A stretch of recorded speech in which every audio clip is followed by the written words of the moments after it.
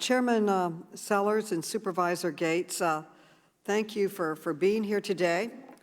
You are both lifelong Republicans. Mr. Gates, I understand that you even founded a teenage Republican Party while you were in high school, and I don't think anyone would question either of you for your long-held allegiance to the Republican Party. Yet you have both been outspoken messengers that the 2020 election was safe, secure, and fair, even when that message has brought you into conflict with members of your own party. Nearly every Republican in the Arizona State Senate voted to hold both of you in contempt for standing up against the cyber ninja audit. One Republican state senator called for the entire MARICOPA board to be arrested and put in solitary confinement. My question for you, Supervisor Gates, why have you chosen to speak out so forcefully on this issue, even against some members of your own party? Well, thank you, Madam Chair. It hasn't been easy to do this. I have been a lifelong Republican, and I'm proud to be a Republican.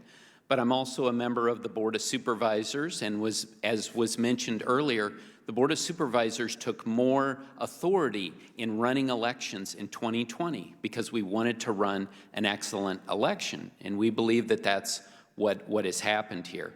But the problem is that as people have been distorting what happened in this election, I have no problem with people raising questions.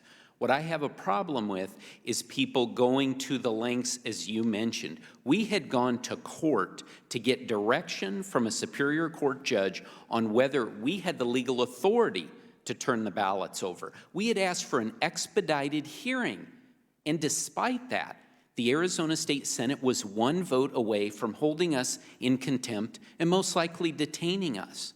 That was wrong. It was also wrong, once they had the ballots, in my opinion, to conduct an audit with auditors who had no elections experience, and then also auditors who clearly had a preconceived notion. I don't have a problem with audits.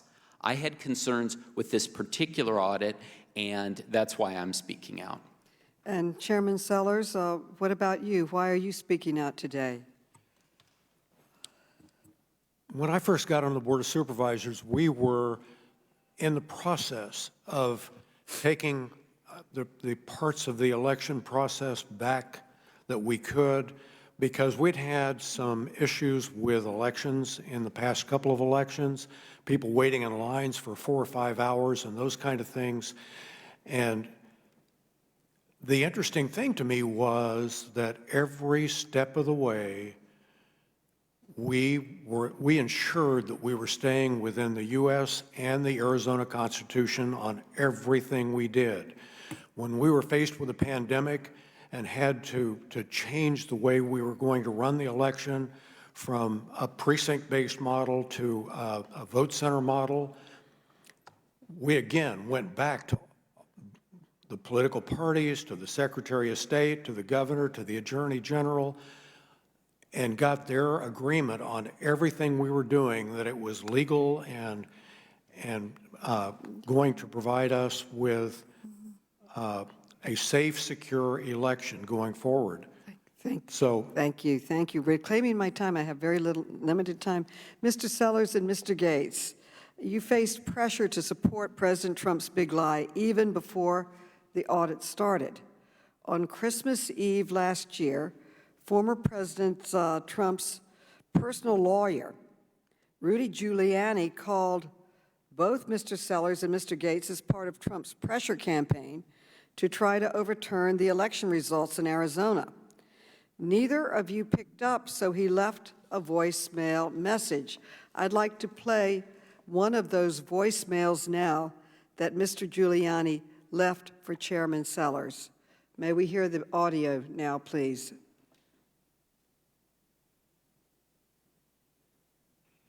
Hi, Rudy Giuliani, President Trump's attorney calling. I'm hoping we could have a chance to have a conversation. I'd like to see if there's a way that we could resolve this so it comes out well for everyone. We're all Republicans. I think we all have the same goal. Let's see if we can get this done outside of the courts. Gosh. Okay, call me anytime. No problem. Bye. Mr. Giuliani said, and I quote, we're all Republicans. I think we all have the same goal. I'd like to ask you, Supervisor Gates, what do you think that goal was? And you got a similar call where he said he asked you to, quote, get this thing fixed up, end quote, and saying, quote, I think there may be a nice way to resolve this. What do you think Mr. Giuliani wanted you to do? Madam Chair, just a point of order real quick. I hope I'm going to be extended the same courtesy to go beyond the 5-minute limit. Absolutely.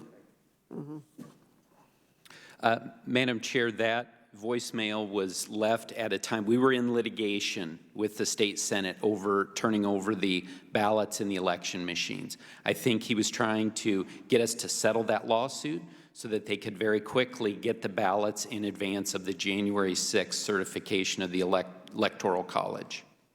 And why was this so important? What was Mr. Giuliani's ultimate goal? What do you think his ultimate goal was? Well, I can't speculate on that, but I think that he wanted to look at the evidence and see if there was evidence to support not certifying the election. And I want to thank you both. My time is up, and the many other state and local officials who stood up to Trump's pressure campaign and turned back his efforts to overturn a free and fair election. The late Senator from Arizona, John McCain, once said, and I quote, "We are Americans first, Americans last, Americans always." I agree. We are Americans before we are members of any political party. Chairman Sellers and Supervisor Gates, I hope other Republicans, including my colleagues in Congress, follow the example that you set today. I want to thank you for your testimony. Thank you so much. I now recognize